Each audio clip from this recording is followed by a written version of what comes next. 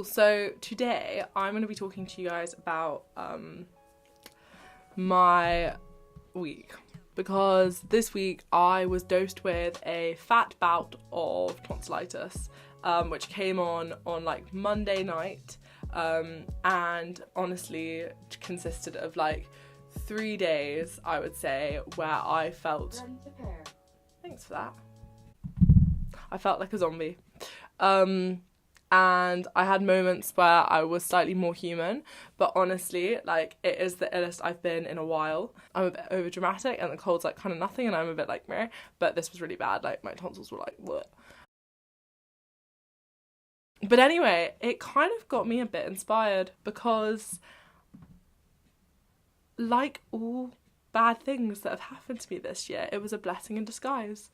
And it's getting to the point where it's almost comical how every time I almost get upset about something because it seems to be terrible, it turns out to teach me so much.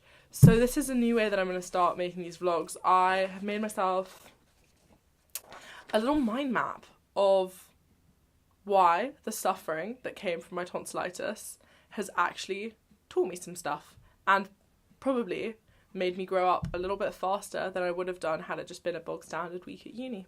For the universalization of this argument, we're going to make tonsillitis a metaphor for suffering in general. Now, obviously, the degrees of suffering vary on a spectrum from stubbing your toe, which some people would argue is reason enough to ruin your day, to literally undescribable atrocities that I cannot even compute because they are so far from the life that I live. And obviously within that spectrum there is a whole range of different types, different forms, different shades of suffering. So for simplicity's sake, we're just going to use this one example, but please know that like I am fully aware of the like complexities and nuances that come with suffering. So with my example, I'm going to explain to you why having tonsillitis actually did suck. But please, when you're making this applicable to yourself, ask yourself, whatever form of suffering you are experiencing or have still experienced, you have to ask yourself why it actually sucked. You know, not just, oh, it sucks, why? So for me, first and foremost, the sleepless nights. Like, I would get into bed at 12 and lie there until 5 a.m. in so much pain, but just unable to sleep. And I was in this weird sort of trance of neither being awake or asleep. And it's actually quite scary being in that state because I felt so vulnerable and so like I'm at university. It's my first like few weeks. I don't know people well enough to like trust. It's not about trust, it's just like they aren't tuned into me, you know. If something had gone really wrong and I had to go to hospital, say, which like could have happened, it was sort of not 50-50, but you know, it's possible with things like that quite easily for it to go worse. I didn't know like how I would have got there. Like, I just felt very vulnerable and very exposed, as well as being in a lot of pain. Then having not slept, it meant that the next days I was highly emotional, and just sort of on edge, more so than usual because I had like no fuel in my tank, and then also I had to go out to see the doctor, so I had to get the appointment and go, and I didn't realise how much I bank on my ability to use this thing in my mouth. I reach out to people, I connect with people through talking, and so I'm not gonna lie, I kind of felt like the Little Mermaid.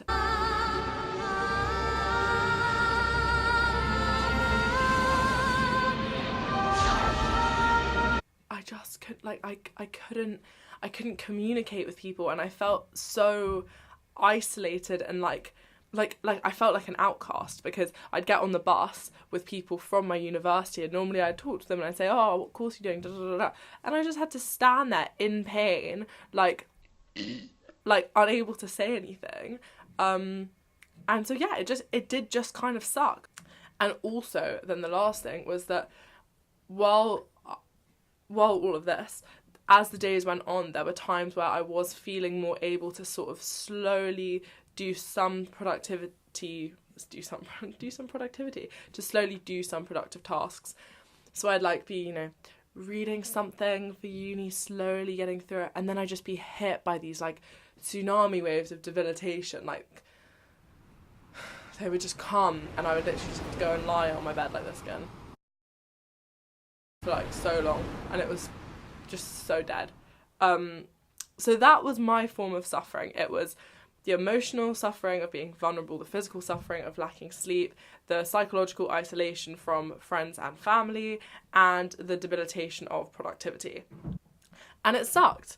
And so come day 2, having had one sleepless night, I decided at 5 a.m, I'm going to book the first train of a socially acceptable time, be 10 a.m, back to London. I'm going to go to my dad's, I'm going to be looked after, I'm going to have the warmth and comfort of my bed, some Vietnamese pho, and I'll come back to this place which I call university when I am better.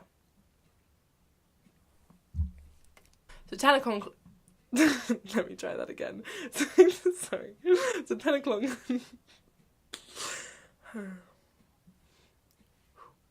So 10 o'clock comes, I am, jump out of the Uber, ready to get on my train, got my little weedy suitcase, and I've got 10 minutes to get on the train, and I see a big fat sign, all trains to London Paddington are not running today because a light or something fell on the track. When does that ever happen? Like, I genuinely have never heard, like, all trains cancelled to London Paddington. And my heart sunk.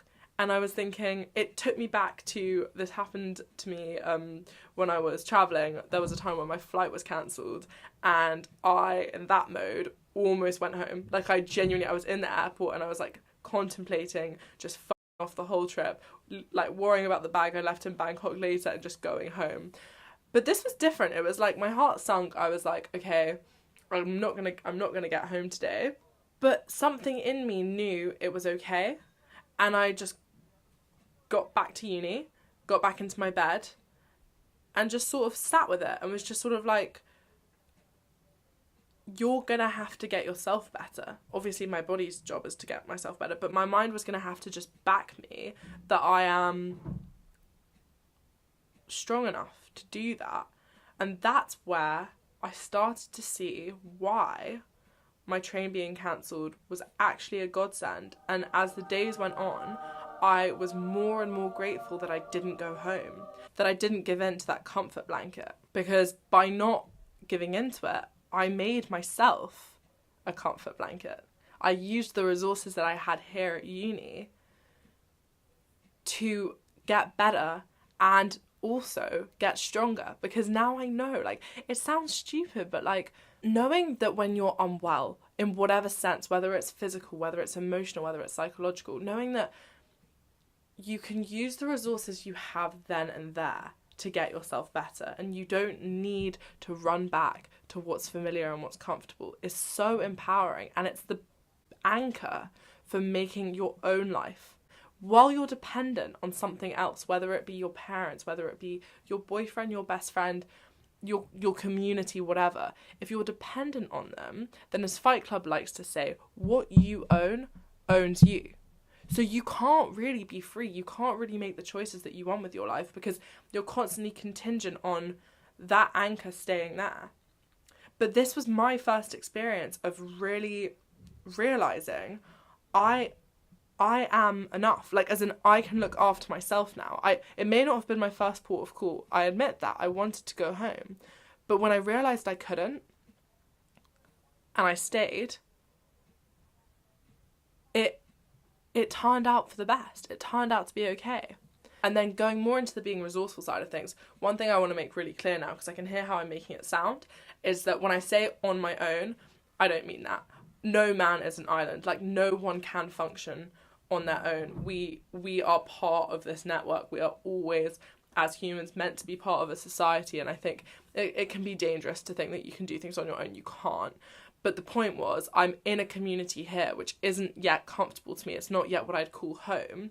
And yet I used the resources that I had around me to get better. Instead of going back to my dad, as I said, I went into my friends' rooms here and asked for a cuddle and told them I was feeling shit, and we made food together and we hung out, and that was really, really nice. That was such nice bonding time with people who I'm living with now. Like, they are my people.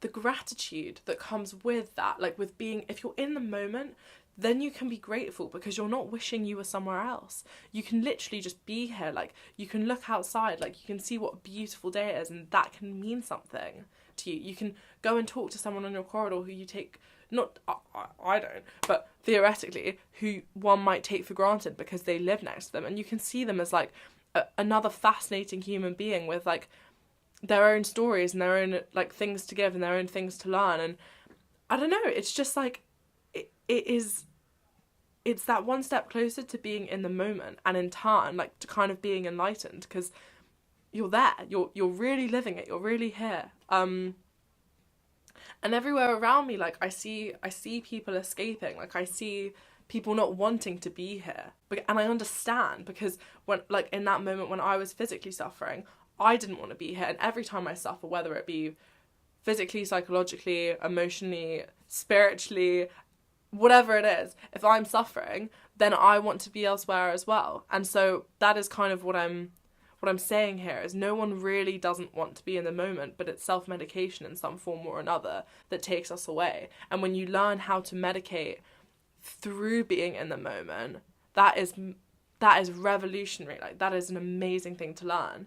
And the final part of this like little story is that the other things that I learned, as well as how to look after myself and that I were going to be okay, there was some weird random little messages that came out of it for me, and I think they're important to share as well, because they are going to make this week better now as a result of having last week in bed.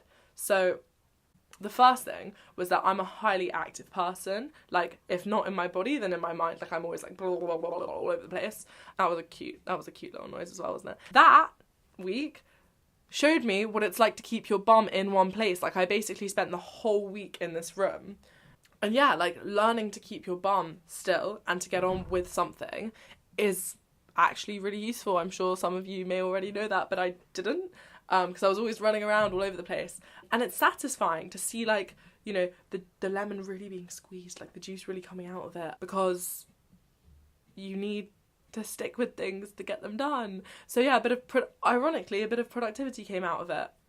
Also, I was forced to listen to my body and be kind to myself. I couldn't stick to the humdrum clockwork of day-to-day life, and I had to be okay with that. So anxiety went away for me, as did guilt, because I knew I had to just surrender to my body, and I had to let it have its way.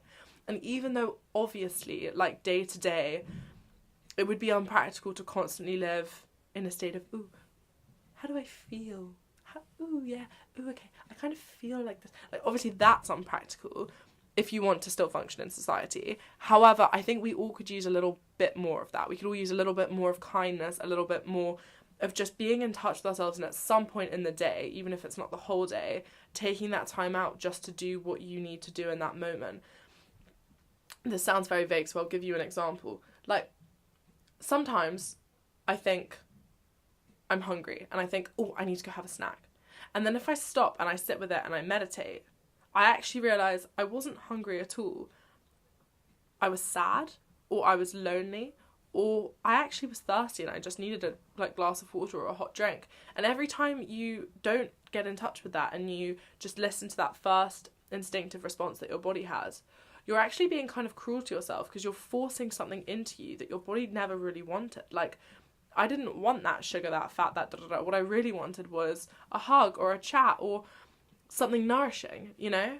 And so that's what I mean by listening to your body. And it also explains, like, both the not listening to my body and the anxiety and guilt explains why sometimes I would self-sabotage, because I wouldn't feel worthy. I would feel like I knew I was hurting myself, and I knew I wasn't doing the best I could for myself because I wasn't making the right decisions. And so I'd then, like, spiral, and I'd just be like, and I'd, like, go and blah, blah, blah, blah with food, or, like, go and party and, like, just leave everything behind, you know? And, like, that isn't what I want anymore. And I think it's good to see why it happened. And the final thing, lie. There's one more thing first. And so the second final thing, the second to last thing, is that I can now also see clearly that there is no right way to spend a day, to live your life. Like, there's no this, then this, and this, and this, and this. It is so broad, the ways that you can be good to yourself, you know? So for example, before I could say, in a day, I have to go to the gym, I have to meditate, I have to do 3 hours of work, right? Whereas now I can see, go to the gym. What am I really saying that? I'm saying that my body needs some form of movement. I need to be in some way active, and I need to be connected to my body. There are so many ways of doing that. I could even say I went out and I went dancing that night. Like, that is still the movement. As long as I'm not completely intoxicated, I'm still getting a good like workout. I can go to yoga, and then I get to combine both the gym and meditation, because I'm strengthening my body, I'm in touch with it, but I'm also out of my chatterbox mind, and I'm into my body. There are so many ways to do things. And even when it comes to work, to think that working at university is just like the classic idea we have of sitting in a library, writing notes all day, da da da da da. That's not the only way to work. You can be so interactive about it. You can watch talks online to get you inspired if you're not in the mood. Like, I've started doing this thing where instead of reading my my readings, I'm voice noting them, because that way not only am I actually absorbing the information, because for me, like, talking it out loud makes it come out better, but I'm also able to just then listen to it back, so I don't have to actively read it again, because reading is long. So yeah, so there's no right way of doing things, but there are wrong ways of doing things, because those wrong ways are linked to escapism. It is objectively wrong in that it's a waste of your day to wake up and then watch 5 hours of Netflix and then eat some crap and then go drinking all night, because you weren't there. Like, you were not present that day at all. So there's no right, but there is some wrong, and we'll go into that more, I'm sure, down the line. And the final thing is that time stops when you're ill, because it doesn't matter, because it's completely irrelevant, because it's just some random thing made up by our institution to keep things working like clockwork. And when you realise you can't function in that system, it stops. And it's so nice, because you get more in touch with your body, and you just look outside and sort of know what's going on, and you don't have to be told when to eat, when to work, when to sleep, when to hang out with people, when to be by yourself. It just happens naturally, because you're not on some sort of, literally, you're not being operated by a mechanical mechanism, you know? And I think, again, that's something we all could use. That's why we love going on holiday, because time stops. But, like, bro, like, you can do that day to... I just said bro. Okay, my floor are rubbing off on me, because I did not say bro once before I came to this place. But you can do that day to day by yourself. Sometimes. There will be moments. There will be blissful moments. Maybe it's just one day on the weekend. Maybe it's just for a few hours that you can turn off your clock, turn off your phone, go to the park, just do something where you're not literally... Okay, I've got 10 more minutes to do that, then I need to go here. Like, we're not robots for a reason. We're humans. Like, we've got this whole interconnected system. Like, we need to listen to it. So, in conclusion, tonsillitis was a great thing that happened to me. No regrets. I'm so happy I was ill last week, because if I hadn't been ill, I wouldn't have made the sheet. I wouldn't have had this to share with you. And now it's Sunday. I'm going into next week with this fresh, revived body, feeling pretty darn good, I'm not gonna lie. And yeah, and when I say feeling good, for a final note, I don't actually mean that I feel good the whole time. Right now, I'm in a good mood. I enjoy vlogging. I've had a good breakfast. No, that's a lie. I had a really bad lunch. The food here is... But the sun is shining. I've slept well. I slept like 12 hours last night, so I'm in a good mood right now. But when I say I'm feeling good, I don't actually mean I always feel good. I feel tired, I feel sad, I feel lonely, I miss home, I miss friends, I am stressed about work. All of this stuff is still happening to me like every day, but I'm catching and releasing it better, and I know what my purpose is. I know what I'm doing all of this for. I have reason. The light's really annoying me right now. And so that's what I mean by I'm feeling good. I'm feeling everything. I'm feeling it all. So yeah, please comment below, let me know what you have experienced, if you've experienced some form of suffering, and if this video has helped you realise maybe some silver linings to it, or if you can still not see a single silver lining to your suffering and you want to challenge me on it and tell me that I am wrong, tell me that suffering is all bad, there is no good to it. Do that. bring it. Let's see what you got. And yeah, I hope you enjoyed the video. I'm gonna do this forever because it's clearly my thing. And bye guys.